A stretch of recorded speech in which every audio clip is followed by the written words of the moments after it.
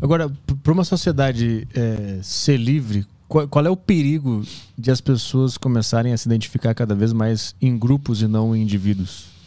Olha, é um risco, é uma possibilidade, mas se ela é livre, o fato de você se unir livremente a um determinado grupo não é um problema. O problema é quando você é inserido num grupo, inserido numa determinada estrutura na qual você não quer estar. Ayn Rand vai dizer, por exemplo, que o racismo é a pior forma de coletivismo. Veja como é que age um racista. Racista olha para uma outra pessoa e diz assim, ela tem aquela cor da pele. Logo, e começa a extrair dali uma série de convicções a respeito daquela pessoa que ela não conhece, só por causa da cor da pele. Ela não sabe se aquela pessoa é honesta, se ela é íntegra, se ela é inteligente, se ela é bom caráter, nada, se ela é produtiva. Nada disso interessa para o racista. O racista olha para o outro, ele olha para a cor da pele. Petri, o que é a cor da pele de alguém? É um acidente biológico. Nasci branco, nasci negro, nasci não sei o quê. Ninguém participou de nada disso. Era acaso, né? Acaso, um acaso genético. Não diz nada sobre a pessoa. Aí o que faz o movimento negro?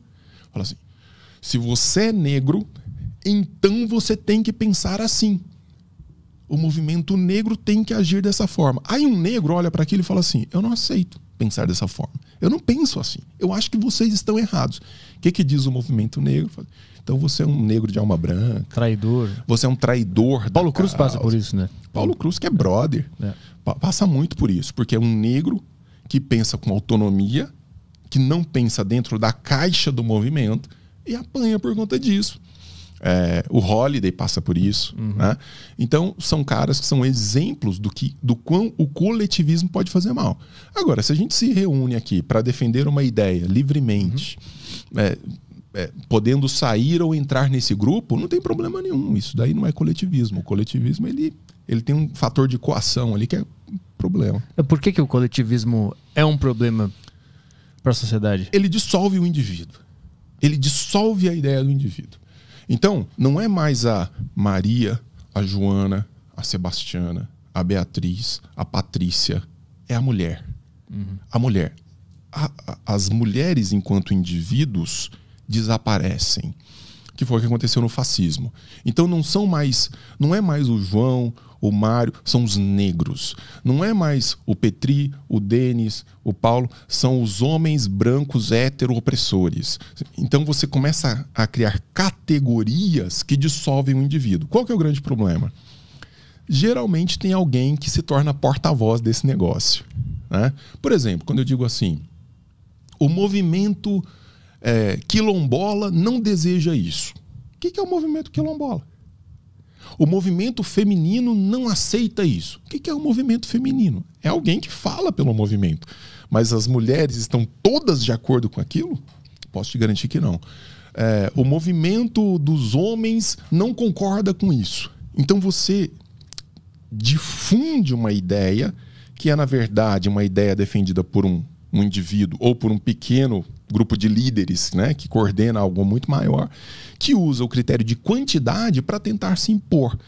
Cara, a história do Brasil é a história do coletivismo. As pessoas que querem falar em nome da sociedade. Petri, quando alguém chega e fala assim, cara, a sociedade brasileira não quer isso. Cara, a sociedade brasileira é coisa demais, hein?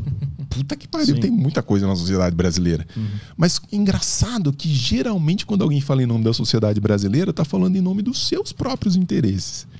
De interesses muito individuais. Mas só que aí cria-se uma narrativa interessante. Fala assim, eu tô falando em nome da sociedade brasileira. Se você é contra isso, você é contra a sociedade brasileira. E tem gente que cai nessa esparrela. Tem gente que cai nessas conversinhas.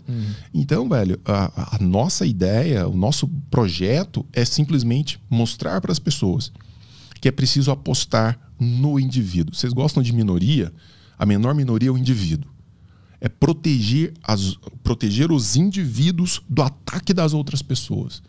Então, existem brancos, negros, mulheres, homens que são bom caráter, mau caráter, íntegros, não íntegros, gente boa, gente péssima, ladrão, gente honesta, tem de tudo. Então eu tenho que preservar o indivíduo, identificar o indivíduo. Esse é o ponto. Mas é quando o cara identifica que, por exemplo, um grupo específico de pessoas ela está sendo perseguida ou sofrendo as mesmas coisas. E aí elas se identificam com a dor delas se identifica entre elas e elas criam um grupo, né? Sim. Por um ponto é autodefesa se juntar num grupo. Sim. Porque tu tem a mesma dor que o cara, então vamos se juntar para se proteger. Você pode fazer isso. Quando que isso se torna um coletivismo ruim, que Quando prejudica? você é incluído nesse grupo, independentemente da sua posição em relação a ele. Então, eu não concordo com o modo como se eu sou uma mulher, eu não concordo como o movimento feminista se coloca dentro do debate. Então, eu tenho que ter o direito de me manifestar de forma contrária, isso tem que ser respeitado. Quando uma mulher se coloca de forma diversa, o que acontece? Ela vai ser entendida como uma mulher submissa, uma mulher machista. Então você tem que desautorizar a pessoa que não está dentro do coletivo. Você tem que atacar a pessoa que está dentro do coletivo. É isso que nós não podemos deixar acontecer. Quando você entende que o grupo é mais importante do que o indivíduo, quando você entende que um grupo é mais importante do que o indivíduo, o que você faz, na verdade, é deslocar o eixo de discussão para a quantidade. Então, assim, não, eu sou do sindicato dos professores, então um professor que não aceita entrar em greve, ele tem que ser punido, porque o sindicato decidiu que todos têm que entrar em greve.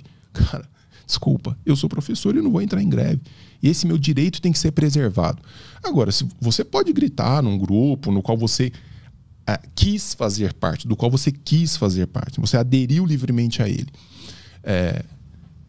Mas outras pessoas que não querem, outras pessoas que não compartilham daquilo e que dispõem de uma mesma condição biológica, de uma mesma característica externa, isso tem que ser respeitado. E não é. Esse é o grande problema. Isso não é. Acaba sendo uma determinação de grupos, de sociedade, e os indivíduos são violados. Isso é o que aconteceu em todos os regimes totalitários da história. Isso é o que continua acontecendo ainda hoje, só que de forma mais gourmetizada, de uma forma que pareça assim menos nociva, só que é igualmente nociva.